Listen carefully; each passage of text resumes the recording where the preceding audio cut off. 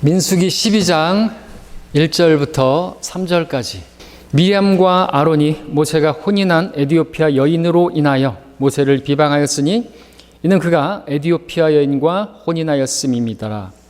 그들이 말하기를 주께서 참으로 모세를 통해서만 말씀하시느냐 우리를 통하여서도 말씀하지 아니하셨느냐 하니 주께서 그것을 들으셨더라. 그런데 그 사람 모세는 매우 온유하여 지면 위에 모든 사람보다 더 온유하더라. 오늘 말씀의 제목은 성도가 가장 먼저 배워야 할 성품이라는 제목으로 되겠습니다. 가장 먼저 배워야 할 우리 성도의 성품. 꼭 우리에게 필요한 성품이 하나만, 정말 중요한 하나만 꼽으라고 한다면, 또는 가장 먼저 배워야 할 성품이 있다면 무엇을 여러분 꼽을 수가 있겠습니까? 성도가 갖춰야 할 성품들은 많이 있죠. 먼저는 하나님과 나와의 관계에서 필요한 거룩함이라든지 의로움이라든지 신실함이라든지 열심이라든지 부지런함이라든지 순수함이라든지 이런 성품들이 있을 것입니다. 그런데 사람들과의 관계에서 또 꼭 필요한 성품들이 있는데, 자신을 낮추는 겸손이라든지 친절함이라든지 오래 참음이라든지 절제라든지 인내라든지 이런 것들이 있을 수가 있겠죠. 대인 관계에서 필요한 그러한 성품입니다. 자, 그 가운데서 우리가 대인 관계를 원만히 할 수 있고, 또 모든 다투는 환경에서, 다툴 수 있는 환경에서 그 다툼들을 끝낼 수 있게 하는 그러한 성품을 꼽으라고 한다면 단연 온유라고 할 수가 있습니다. 자, 우리 성경대로 믿는 사람들에게 어쩌면 더 필요한, 꼭 갖추어야 할, 먼저 배워야 할 성품이 아닐까 생각해 봅니다. 왜냐하면 우리들은, 성경대로 믿는 사람들은 다른 많은 교인들보다 그 지적인 수준이 높기 때문에, 지식이 많기 때문에 그 지식으로 우리가 높아져서 다른 사람들을 쉽게 비난하고 비방하고 판단할 수가 있기 때문이다, 이러고죠. 그래서 온유가 우리에게 꼭 필요하고 또 가장 먼저 배워야 할 성품이라고 말할 수가 있고, 또 성경적 근거는 가장 먼저 배워야 될 것을 주님께서 내게 오라, 내게 배우라 하시면서 하신 말씀이 뭐예요? 나는 마음이 온유하고 겸손하니 라고 말씀하셨기 때문에, 또 겸손보다도 먼저 온유가 나오고 있기 때문에 가장 먼저 배워야 될 것, 우리가 주님께 왔다고 한다면 주님 앞에서 배워야 될 첫 번째 성품은 온유다. 결론적으로 말씀드리겠지만 우리가 이 세상을 살아가면서 정말로 필요한 게 온유이기 때문에 그렇습니다. 온유하지 못해서 다툼이 일어나고, 온유하지 못해서 하나님의 영광을 가리고, 온유하지 못해서 하나님의 일을 그르치는 그런 일이 있을 수가 있는 것이죠. 설교를 하는 제가 먼저 온유하지 못해서 실수한 적도 많고 그런 것들이 있죠. 다투기도 하고, 그때 좀 온유했더라고 한다면, 우리 홍재 형제도 있지만은 제 과거에 우리 형제가 아무리 제가 충장로에서 거리 설교할 때 아무리 앞에서 그렇게 조롱하고 장난치고 그런다고 해도 너 이리 와봐 라고 해서는 안 되는데, 온유했어야 되는데 그러지 못해가지고, 그럼에도 불구하고 지금 변화돼서 이 자리에 앉아있는 건 참으로 기적이고 좀 놀라운 일이죠. 근데 제가 그때 또 변명 같지만 너 이리 와봐 라고 말을 한 것은, 형제 그때가 고등학생이었고 또 어리고 뿐만 아니라 또 이제 거리 설교를 중단하고 따로 개인적으로 복음을 전하려고 했던 것이지, 뭐 혼내려고 그런 거 아니고 정지하려고 그랬던 거 아니니까 여러분들 오해하지 마십시오. 제가 그 26년째 그렇게 거리에서 충장로에서 사역하지만 너 이리 와봐 라고 말한 적은 한 두세 번 있는 것 같아요. 그 가운데서 얼마나 근데 심하게 앞에서 조롱하고 그랬다면 그렇게까지 했겠습니까마는 그래도 안 되는 것이죠. 그러면 하나님의 일을 그르치는 것이고 하나님의 영광을 가리는 것이기 때문에 필요한 것입니다. 우리에게 정말로 필요한 것이죠. 자, 주님께서 우리에게 가르쳐 주시고자 하시는 이 온유, 오늘 우리가 배우기를 원하는데, 또 결론적으로 말씀드리지만 이 온유는요, 배워야 되는 것입니다. 주님 말씀하셨잖아요. 내게 와서 배우라고 말씀하셨기 때문에 배워야 되는 것입니다. 시간이 간다고 바뀌어지는 것도 아니고 그렇게 갖춰지는 것도 아닌 것입니다. 자동으로 배우는 게 아닙니다. 자, 오늘 우리가 보는 본문에 보니까 1절에서 모세가 에디오피아 여인과 혼인한 것을 가지고 미리암과 아론이 모세를 비방했습니다. 이유는 모세가 이방 여인과 혼인했기 때문이다라는 것입니다. 물론 이것을 비난할 수 있을지 몰라요. 문제가 될 수 있을 수 있습니다. 왜냐하면 하나님께서 이방인과 혼인하는 것에 대해서 하나님께서 금하셨기 때문에. 이건 율법 이전에도 여러분들 그 이삭도 그리고 야곱도 어디 가서 그 신부를 구하라 했습니까? 다른 데 가지 말고 친족에게서 그렇게 구하라고 있지 않습니까? 이방인들과 씨를 섞는 것을 하나님께서 기뻐하지 않는다는 걸 우리가 볼 수 있기 때문에 그렇죠.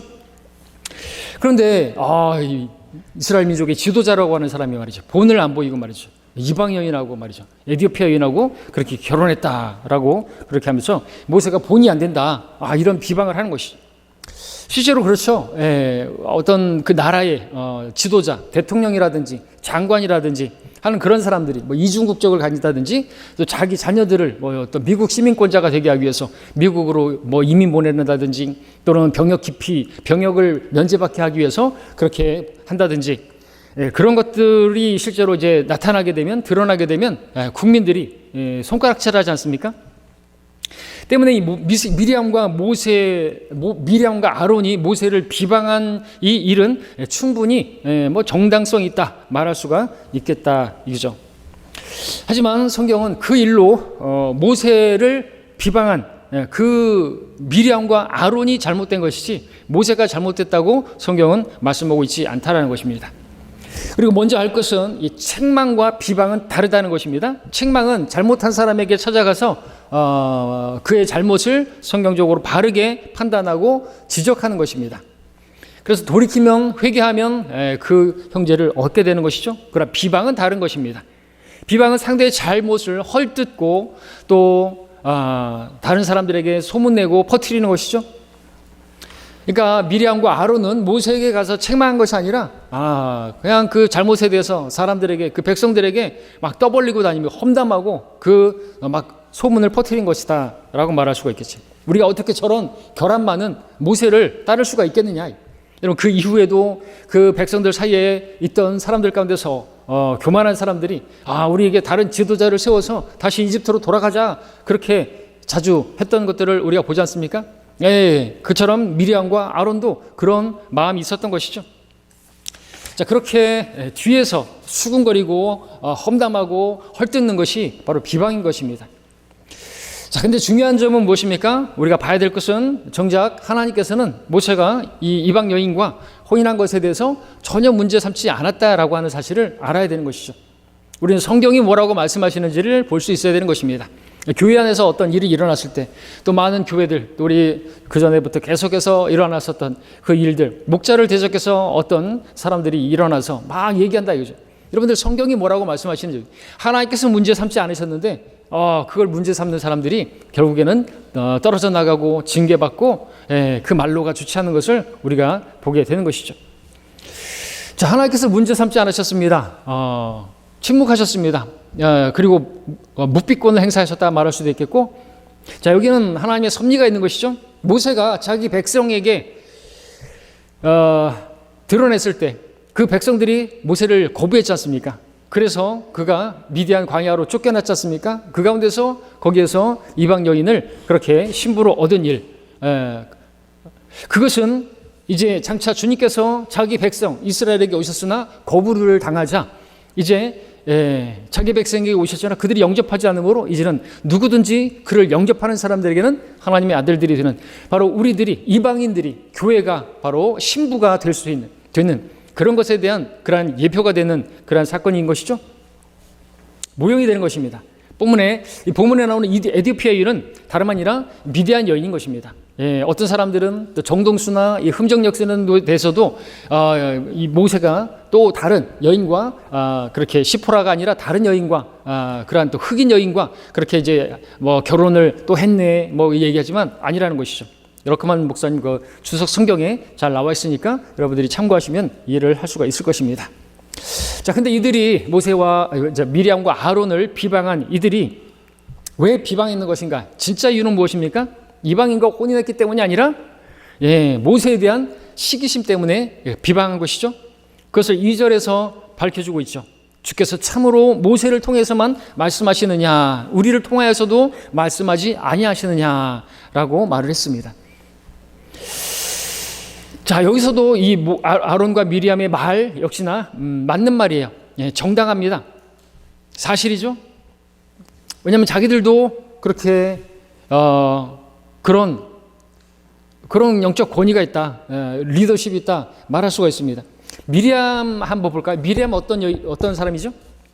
이집트에서 나왔을 때, 홍해를 가르고 나왔을 때 이스라엘의 그 모든 여인들과 함께, 그죠? 찬양을 그렇게 했던, 출애굽기 15장 20절에 보니까 아론의 누이 여선지자 미리암이 그녀의 손에 작은 탬버린을 드니 모든 여인들이 탬버린과 춤으로 그녀를 따라 오더라고 했습니다.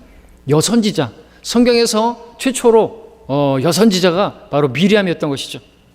그러니까 자기도 말할 자격이 있다 이거죠. 그러니까 모세를 통해서만 말씀하시는 게 아니라 나를 통해서도 말씀할 수 있다는 거죠.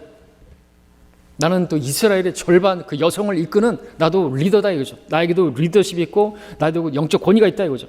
미리암 안에 이러한 마음이 있었던 것입니다. 그리고 이 미리암이 했던 그 말을 보면 참으로 주께서 참으로 모세를 통해서만 말씀하시더냐? 여러분 많이 들어봤던 말이 아니잖아요. 주께서 참으로 그것을 먹지 말라고 하셨더냐? 하는 그 말투와 비슷하죠. 배후에는 마귀가 있는 것입니다. 목자를 치라 이거죠. 모세를 치라 이거죠. 그러면 양떼가 흩어질 것이다. 그것을 알아야 되는 거죠. 영적 전쟁인 것입니다. 영적 권위에 도전하는 것이고요. 자, 또 미리암을 봤는데 미리암은 또 더 말하면 어때요? 모세를 건져낸, 모세를 구원한 구원자라고 말할 수 있잖아요. 그죠? 그 상자에다가 띄워가지고 모세를 물에서 건져내게 하는 데서 그 궤를 만든, 그리고 거기에 띄우고 또 보모를 데려다줘서 그 어머니의 손에서 자라게 하고 하는데 혁혁한 공을 세운 사람이 바로 미리암이라는 거죠. 또 눈하고 육신적으로 따진다면 그런 사람이기 때문에 아주 가까운 사람이고, 그런데 가까운 사람이 그렇게 힘들게 한 것이죠. 아론은 누굽니까? 아론은 모세의 형입니다. 아론은 또 누굽니까? 모세가 자기는 혀가 둔하고 말도 잘 못한다고, 그러니까 하나님께서 그의 형을 아론을 대변인으로 세워주지 않았습니까? 말을 못한다고 하니까.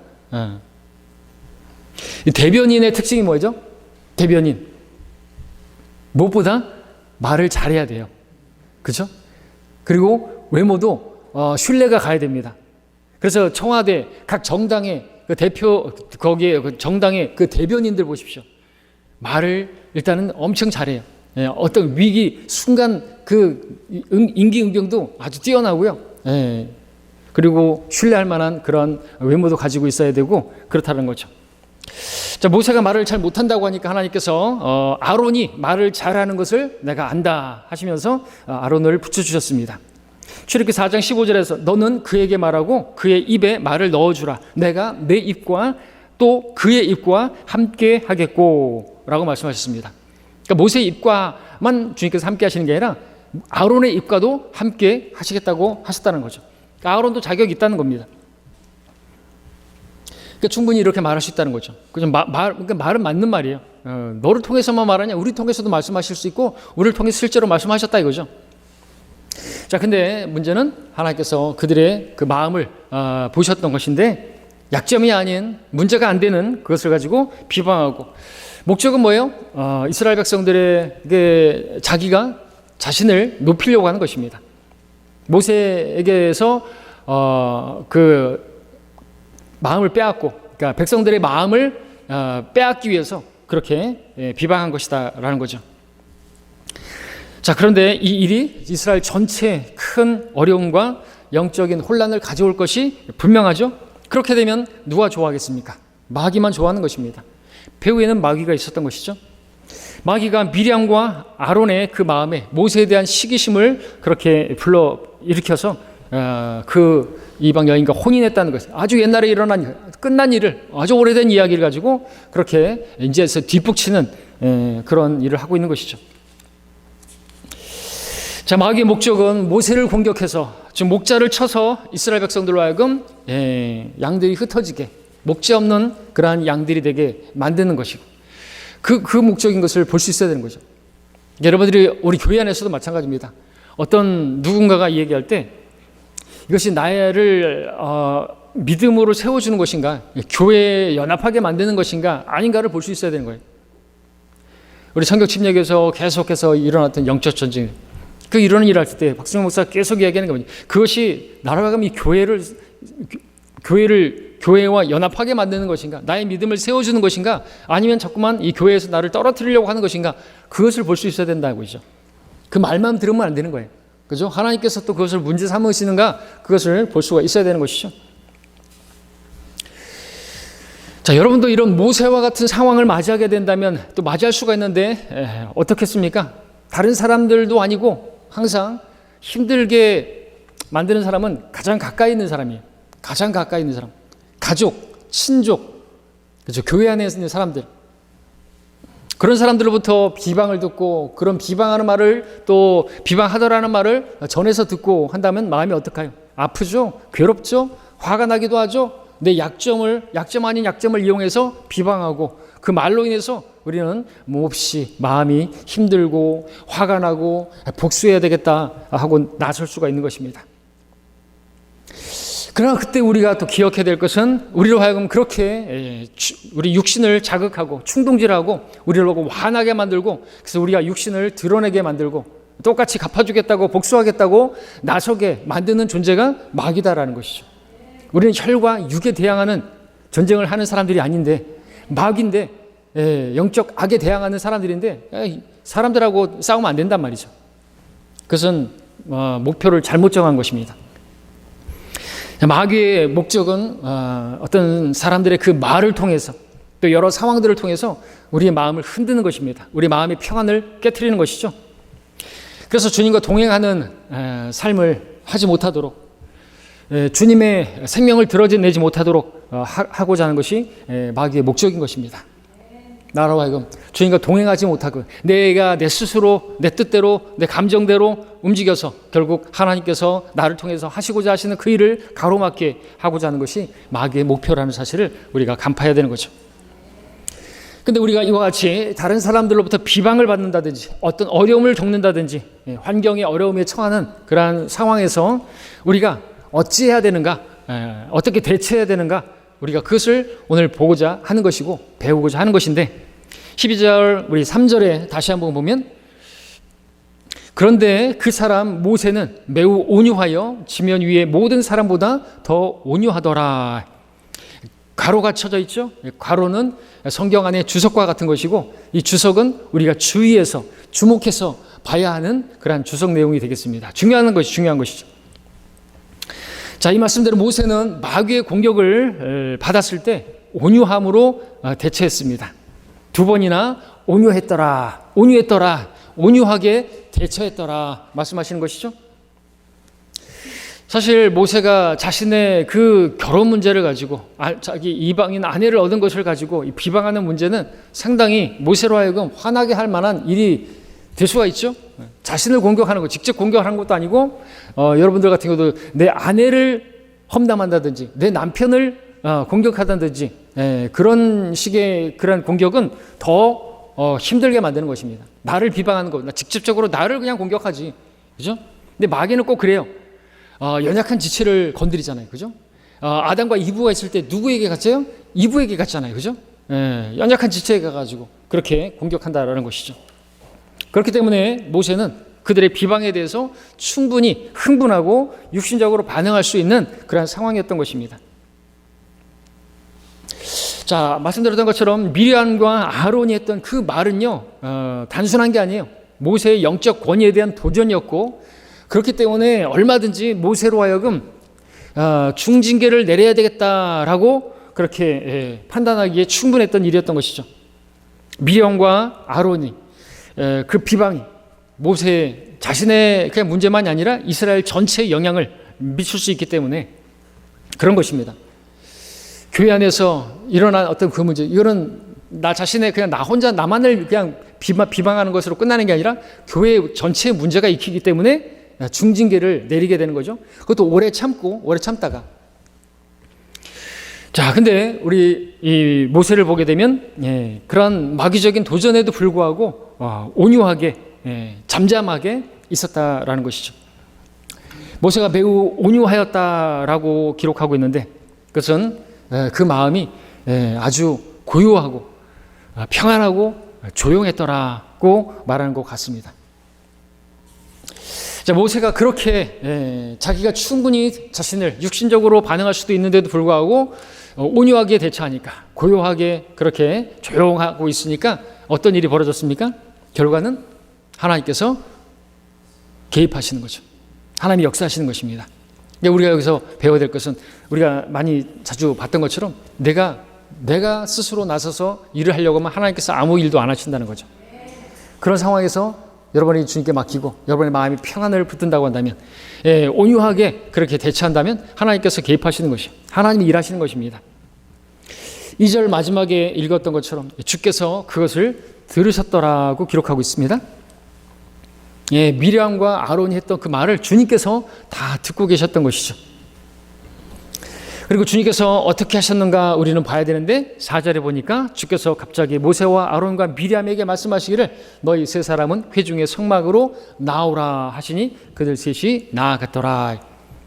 그동안 가만히 계시는, 아무것도 안 하시는 것 같이 보였던 하나님께서 개입하시고 이제 판단하시겠다는 거죠. 심판하시겠다 하시는 것입니다. 자, 이런 말씀들을 여러분들이 보시면서 우리가 또 반드시 기억해야 될 것은, 하나님께서는 모든 것을 보시고 들으시고 또 판단하시고 그리고 심판하시는 분이 계시다라는 것이죠. 그렇기 때문에 내가 심판하려고 하면 되는 거죠. 우리 스스로 복수하려고 하면 안 된다는 거죠. 주님께 맡겨야 한다는 것입니다. 그럴 때 나타나는 게 온유인 겁니다. 그러니까 모세가 그 주님께 맡겼기 때문에 나는 아무것도 할 수 없습니다. 그것을 실제로 또 경험을 했기 때문에, 배웠기 때문에 모세가 온유할 수 있었던 것이죠. 우리도 살아가는 중에 많은 어려운 상황, 기가 막힌 상황, 정말 억울한 상황을 만날 때가 있습니다. 욕을 먹을 때도 있고, 그럴 때 주님께서 침묵하시는 것 같습니다. 아무 일도 안 하시는 것 같습니다. 그러나 주님께서는 결코 침묵만 하고 계시는 것이 아닙니다. 다 보고 계시고 다 듣고 계시고, 또 가만히 계신다 할지라도, 아무 일도 안 하신다 할지라도 성경은 우리에게 이미 말씀하지 않았습니까? 우리가 그 가운데서 비방을 당하고 고난을 당한다 할지라도 우리 주님처럼 그렇게 털 깎는 자 앞에서 양이 말이 없듯이, 그 온유하신 주님처럼 그렇게 온유함으로 그 상황을 우리가 대처한다고 한다면 하나님께서 영광을 받으신다고, 그리고 우리가 받은 그 고난, 그 비난, 거기에 비할 수 없는 영원한 영광으로 그 영광의 비중을 이루게 해주신다고, 우리가 그 말씀을, 주님의 말씀을, 이미 말씀하신 그 말씀을 우리가 기억해야 한다는 거죠. 그러니까 사람들이 말하는 그 말을 자꾸만 꽂혀가지고 그 말을 붙들 게 아니라 주님께서 그 말씀하신 그 말씀을 우리는 붙들어야 된다는 거죠. 이미 우리에게 말씀하신 거예요. 다 듣고 계신다 이거죠.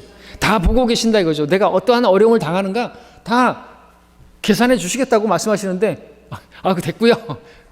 법은 멀고 주먹은 가까워요. 그러면 안 되는 것이라는 거죠. 내가 육신으로 나서면 하나님께서 상도 다 까먹는 것이고 하나님께서 일하실 수가 없는 거죠.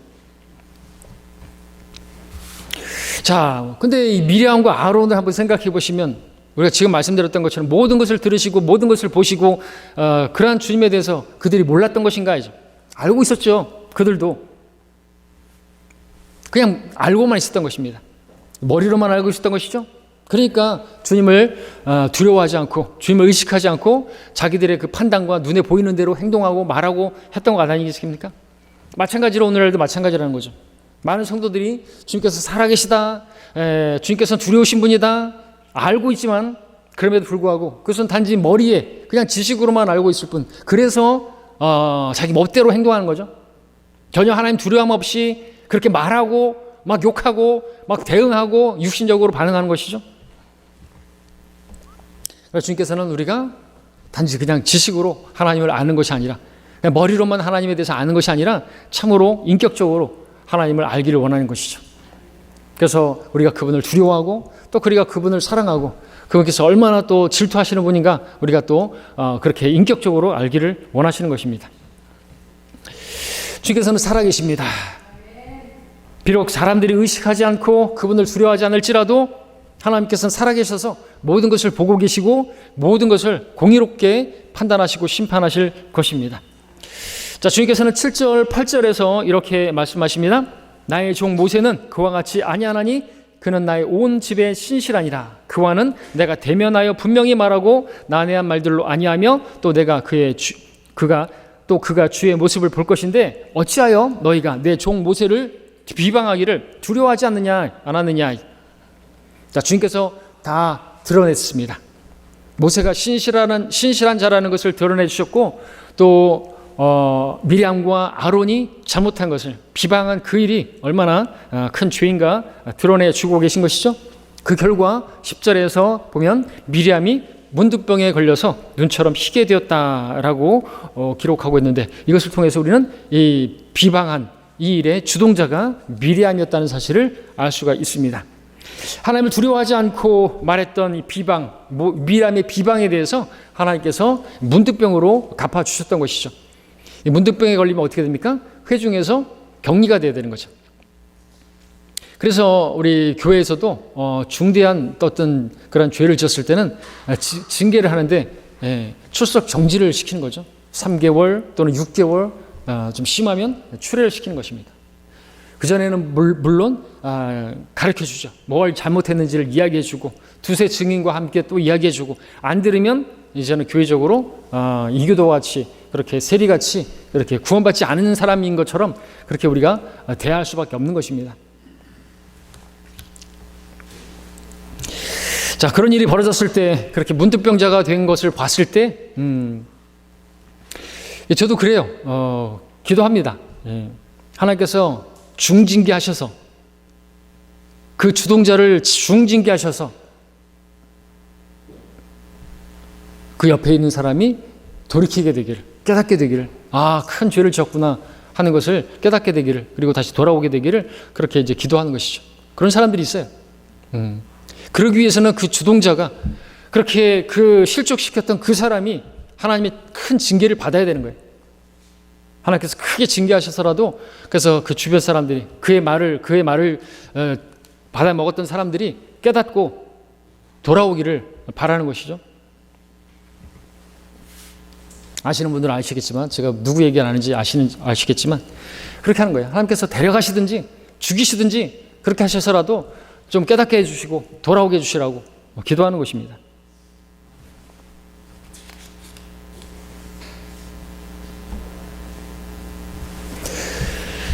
자, 여기서 하나님께서 다 드러내 주셨습니다. 그리고 그렇게 했을 때, 문득병에 걸렸을 때 이제 아론이 깨닫게 되는 것이죠. 자기가 죄를 졌다는 것을 깨닫게 되었습니다. 그때 아론이 모세에게 11절과 같이 고백하죠. 아론이 모세에게 말하기를, 내 주여, 우리가 어리석은 짓을 하였고 우리가 죄를 지었으나 내가 당신께 간구하오니 우리에게 그 죄를 지우지 마소서.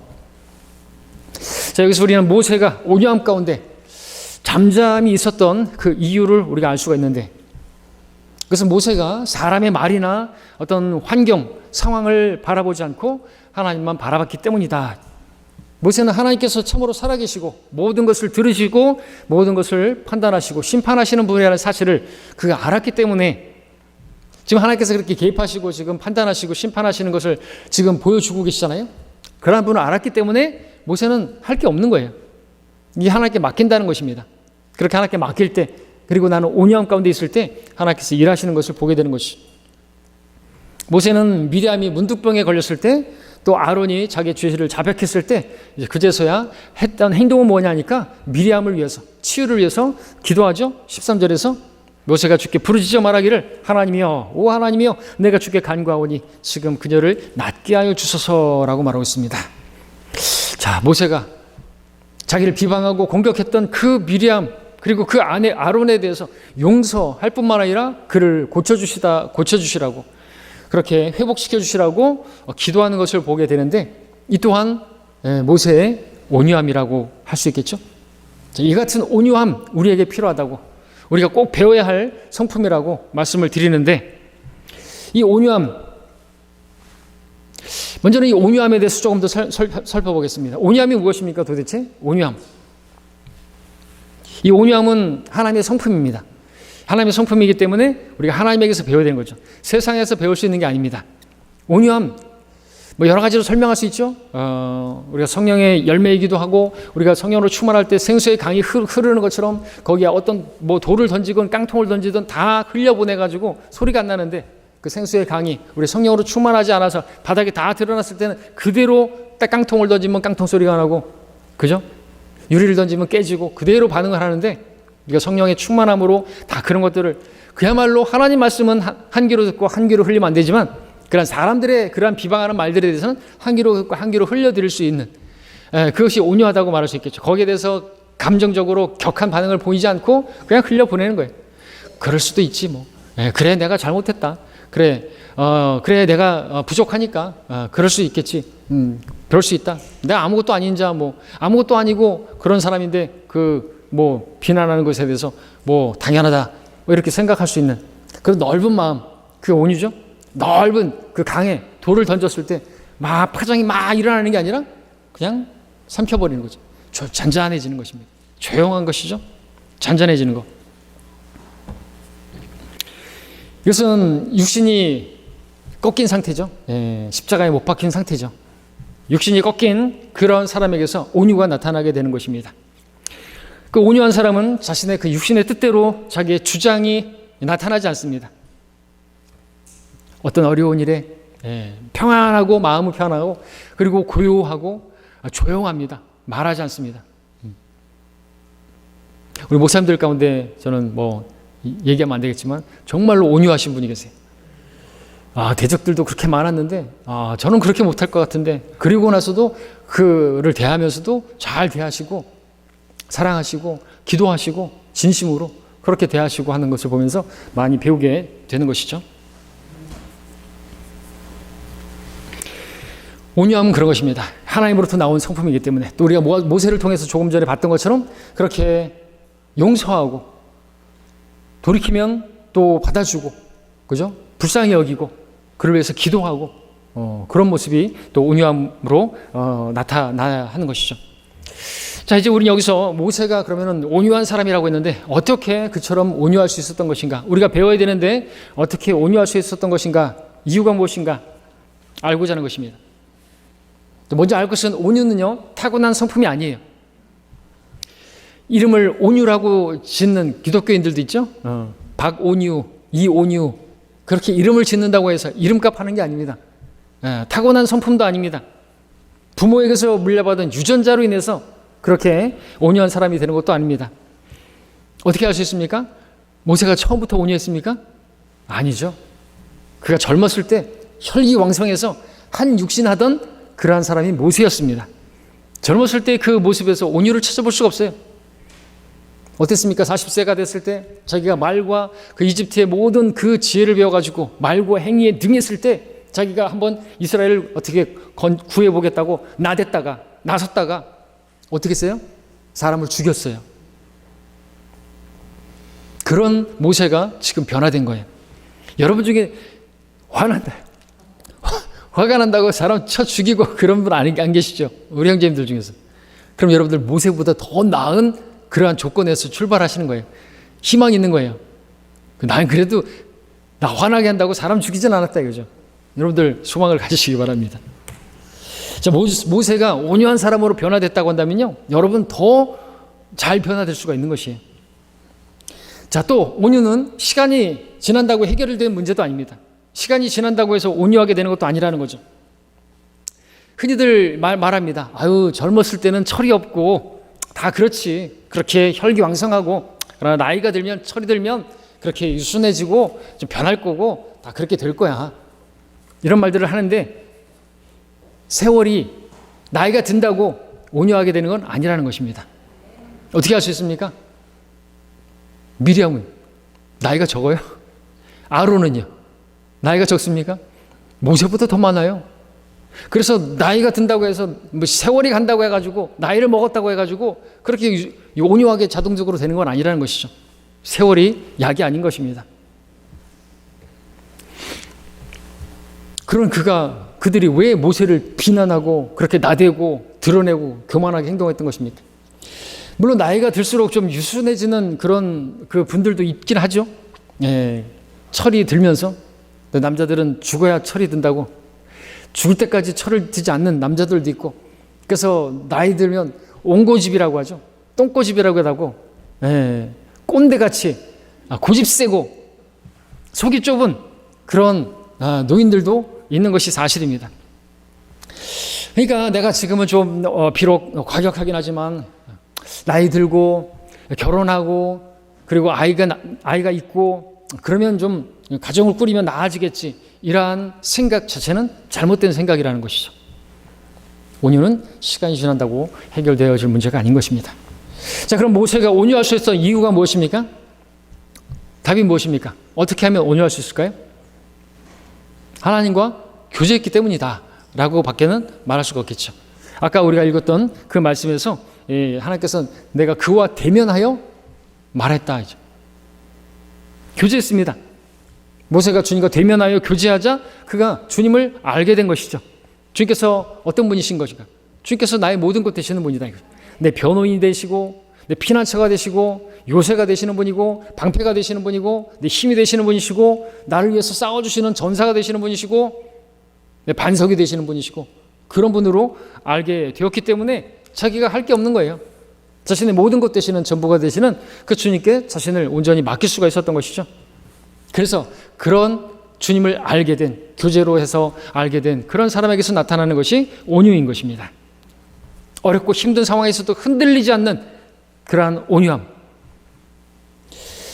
자, 모세가 지금 보여주고 있는 모습은 주님과의 동행을 통해서 얻게 된 그러한 하나님의 성품이라는 것이죠. 자, 그렇다면 우리가 어떻게 온유할 수 있는지 알게 되죠. 모세와 같은 방법으로 우리는 온유할 수가 있는 것입니다. 우리 함께 신약으로 가겠습니다. 마태복음 11장 29절입니다.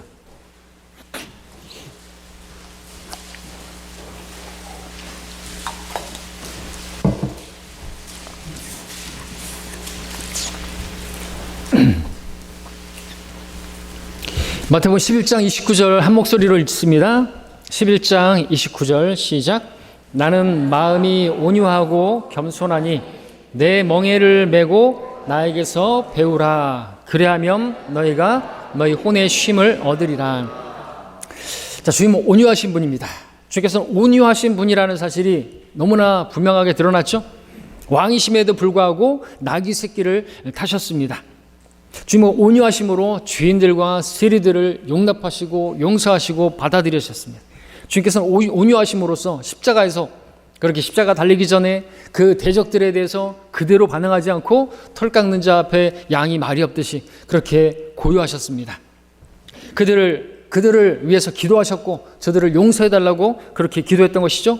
모세와 같이. 자, 주님은 이렇게 온유하신 분이세요. 우리 스스로 온유할 수 없습니다. 모세가 스스로 온유할 수 없었던 것처럼 우리도 마찬가지입니다. 우리는 오직 온유하신 주님께 가서 배울 때 온유할 수가 있습니다. 주님께서 우리 안에 예수 그리스도를 주셨다고 성경 말씀하시는데 그 주신 목적이 뭐예요? 우리 스스로 우리 자신을 구원할 수 없을 뿐만 아니라 우리 스스로 온유할 수도 없기 때문에 우리 안에 온유하신 주님을 주신 것이죠. 우리 안에 예수님은 생명으로 계시는데 그 생명은 온유의 생명인 것입니다.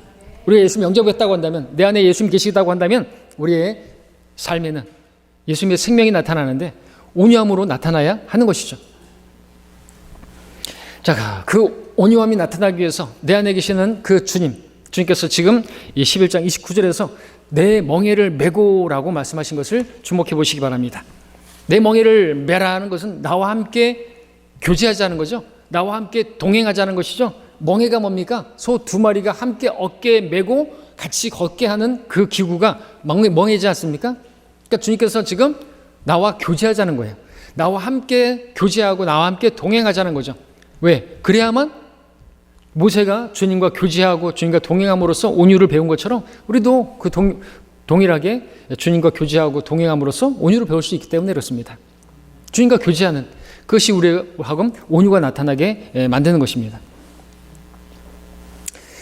주님과 동행하는 것이 그분의 멍에를 메는 것이죠. 그리고 그 주님의 멍에를 메기 위해선 반드시 필연적으로 우리의 멍에, 나의 멍에를 벗어버려야 하는 것입니다.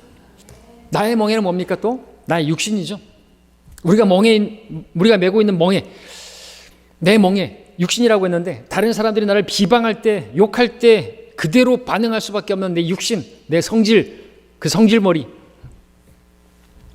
그런 말들에 흥분하고 상황에 요동하는 그러한 나의 육신, 그것이 우리가 메고 있는 멍에인 것입니다.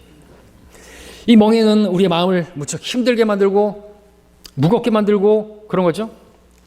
우리가 육신의 생각을 따라서 살아간다면 그 삶이 얼마나 피곤하고 힘들고 무겁고 고통스러운지 우리는 잘 알고 있습니다. 나를 어렵게 만드는 사람 만날 때마다 마음이 괴로워서 그에게 복수하고 싶고, 나를 어렵게 만드는 상황을 만날 때마다 내 육신은 조급해져서 내가 막 나서서 말을 하고 계속해서 말하고 싶고, 잠잠하지 못하고 자꾸만 움직이게 만들려고 하는 그러한 우리의 육신이 나의 멍에인 것이죠. 때문에 말씀하신 것이죠. 내 멍에를 베고 나에게서 배우라. 그리하면 너희가 너희 혼의 쉼을 얻으리라. 이는 내 멍에는 쉽고 내 짐은 가볍기 때문이라. 우리의 멍에는 너무나 무겁고 너무나 어렵습니다. 주님의 멍에는 쉽고 가볍습니다. 내 육신을 내려놓고 주님의 멍에를 맬 때, 주님과 동행할 때 그 동행하는 삶은 아주 쉽고 가볍다는 것이죠. 그때 우리는 참 쉼을 누릴 수가 있는 것입니다. 세상 염려와 근심으로 가득한 우리의 육신, 상황에 얽매이는 우리의 육신, 정말 우리를 힘들게 만들고 무겁게 만드는 멍에입니다. 이런 멍에를 우리가 벗어버리고 주님의 멍에를 맬 때 주님께서 주시는 참 안식, 참 쉼이 있는 것이죠. 그러므로 내 멍에를 내려놓고 주님의 멍에를 매야만 하는 것이죠. 그럴 때 여러분 삶이 평안하고 쉽고 가볍게 되고 여러분의 마음은 고요하고 조용하게 되는 것입니다. 자, 모세가 온유했는데, 온유했을 때 그의 그 상황에서 막 요동치는 상황에서 막 비방하는 공격이 있는 그 상황에서도 온유했는데 그 마음이 얼마나 고요했겠어요? 얼마나 편안했겠습니까? 그 상황들이 어려운 상황임에도 불구하고 얼마나 쉽고 가벼웠겠습니까? 어려운 문제가 아니에요, 그거는. 그렇죠? 너무나 마음은 고요했고 평안했겠죠? 모세는 아무것도 할 필요가 없었어요. 주님께서 다 하실 것이기 때문에. 자신의 멍에를 내려놨고 주님의 멍에를 맸기 때문에 그것이 가능한 것이죠. 모세는 조용히 주님께서 개입하시기를 기다렸다 말할 수 있습니다. 자기를 비방한 그리고 대적했던 모세, 그 아론과 미리암에 대해서 나중에는 용서하고 그들을 위해서 또 기도했는데 그의 마음이 어땠겠어요? 그것도 얼마나 편안했겠습니까? 주님께서 주시는 그 참 쉼 가운데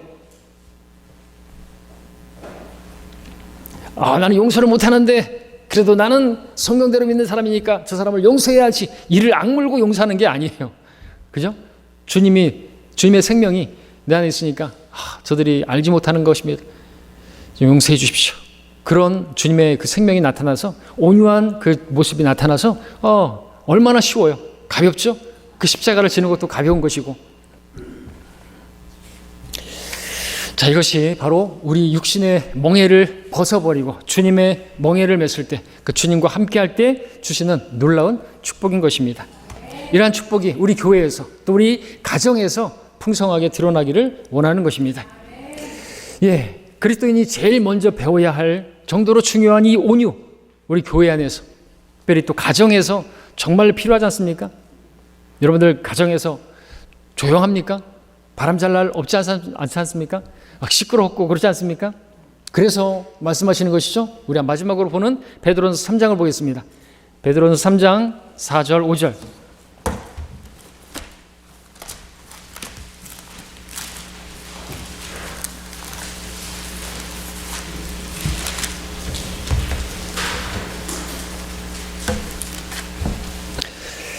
베드로전서 3장 4절 5절을 교대로 읽어보겠습니다. 3장 4절 5절입니다. 제가 4절 읽습니다. 오직 마음에 숨겨진 사람을 썩지 아니하는 것 곧 온유하고 고요한 영으로 단장할지니 그것은 하나님 보시기에 매우 값진 것이니라. 예전에 하나님을 신뢰했던 거룩한 여인들도 이와 같이 자기 자신의 남편에게 복종함으로써 자신들을 단장하였느니라. 자, 이 말씀 누구에게 하고 계시는 거예요? 여인들에게, 아내들에게 하시고 계십니다.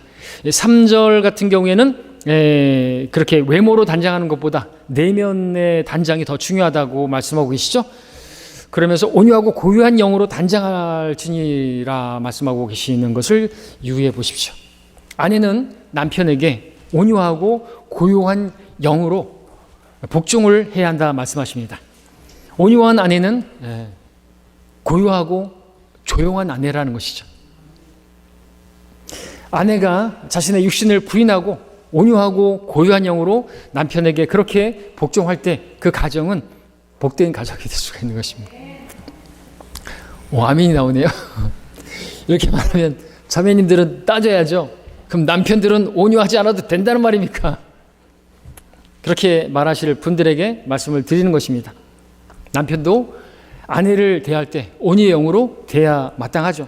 그러나 성경은 주님께서 특별히 가정에서 아내의 온유함에 대해서 말씀하신 이유는 가정 안에서의 복종은 아내에게 먼저 필요하기 때문에 남편은 자신의 머리이신 그리스도께 복종함으로 온유하게 될 수가 있고요. 그럴 때 아내를 사랑할 수 있고요. 아내는 자신의 머리인 남편을 온유하고 고요한 영으로 그렇게 대할 때 비로소 복종할 수 있기 때문에 그래서 그렇게 말씀하고 계시는 것이죠. 이렇게 온유의 영으로 그렇게 온유하게 대할 때 그 가정은 주님께서 주시는 그러한 축복을 누리게 되는 것입니다. 쉽고 가볍고 평안하고 조용한 가정이 될 수가 있는 것이죠. 좀 시끄러운 가정이 있습니까? 싸우고 다투는 가정이 있습니까? 이 말씀을 잘 새기시기를 바랍니다. 말씀의 결론을 맺겠습니다. 온유, 우리 그리스도인들이 추구해야 할 가장 소중하고 가장 먼저 배워야 할 하나님의 성품입니다. 온유함, 다시 말씀드리지만 우리 육신이 꺾인 상태입니다. 그 상태는 우리의 힘이나 우리 능력으로 하겠다는 것이 아니라 그 모든 상황을 다 내려놓고 주님께 의지하는 것입니다. 주님의 생명을 의지하는 것입니다. 그 생명이 우리에게서 나타날 때 온유하게 되는 것이죠. 그러므로 여러분의 모든 일, 우리 육신을 따라서 행할 것이 아니라 온유의 영으로 고요하게 조용하게 여러분 자신을 낮추고 겸손히 하나님을 기다릴 줄 아는 가운데 하나님만 의지하시기를 바랍니다.